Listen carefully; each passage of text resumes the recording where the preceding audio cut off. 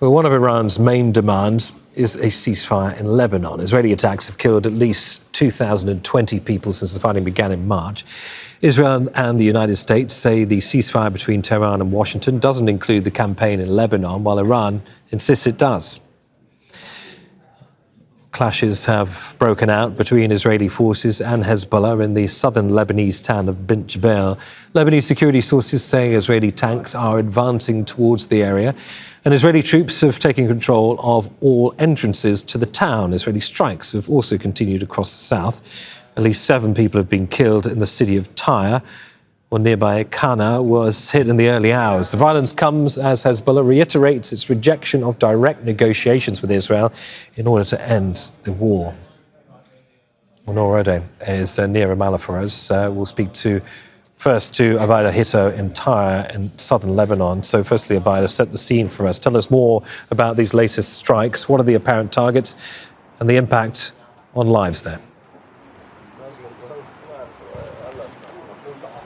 Well, the Israeli Air Force has continued to carry out airstrikes throughout southern Lebanon. There was a focus yesterday on the region of Nabatea. Again, today, Israeli Air Force conducted strikes in Nabatea, also around here in Tyre. The targets have all been civilian in nature. As far as we can tell, in one of the strikes, at least 3 women were killed. There were further strikes in Khiyam, also on the eastern front. But the headline today is this renewed fight in Bint Jbeil.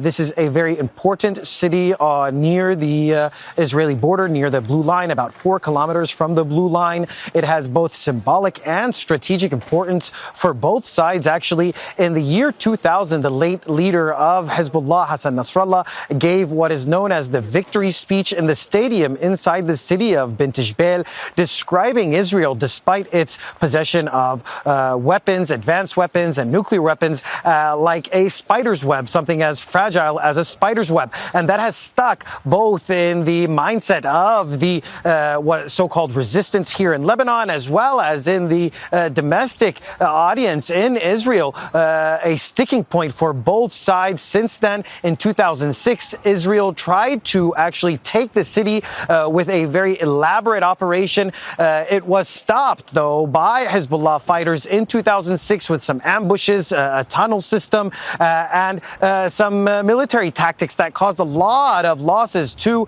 the Israeli troops that were trying to advance. This is the first time since 2006 that Bint Jbeil has been under siege by Israeli troops. This is a significant development in the field. Tactically, Bint Jbeil is a city that's on a high plateau, so whoever controls Bint Jbeil has a significant advantage in terms of the vantage point it has over the surrounding areas. The fight is ongoing, and according to multiple sources, there are hundreds of Hezbollah fighters still inside the city, putting up a stiff resistance as Israel pounds them both from the air and using artillery to try and take the entire city of Bint Jbeil. Obaida, many thanks. Obaida Hitto in Tyre in southern Lebanon. Let's go to Nour Odeh. She's near Ramallah and is following the Israeli government's reaction. Nour, we have 2 diplomatic pushes. We have talks between Lebanon, the Lebanese leadership, and the Israelis. We know the Iranians, when it comes to hopes of a permanent ceasefire there, had always coupled the conflict in Lebanon with the conflict ending in their own country. Can you give us a sense of how these efforts are being perceived in Israel? What lines, what comments are coming from the Israeli leadership on these efforts? Well, Israel has its eyes on those talks, or had its eyes on the talks in Pakistan, Neve, because the one thing that the Israeli Prime Minister and government didn't want to happen is for the United States to give concessions on Lebanon to keep those 2 files together, Iran and Lebanon. And they were satisfied for the most part that the U.S. response was those are 2 separate files, and we're pressuring Israel to dial down its attacks, especially on Beirut. In the meantime, what the Israeli army is doing on the ground is to increase the ferocity of the battles in the south to gain as much territory as possible from now until Tuesday, because the hope is that come Tuesday, when and if the Lebanese and Israeli sides sit together in Washington, Israel would have the advantage of course, illegally, but still having, occupied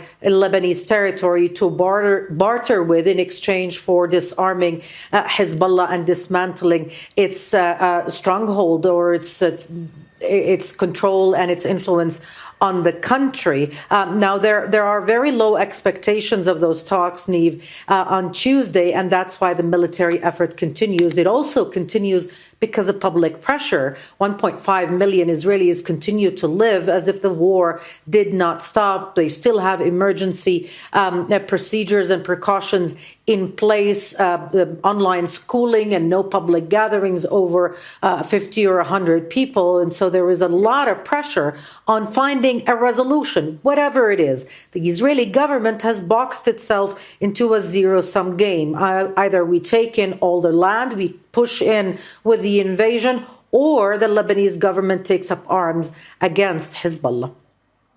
Nour, many thanks. Nour Odeh then, near Ramallah.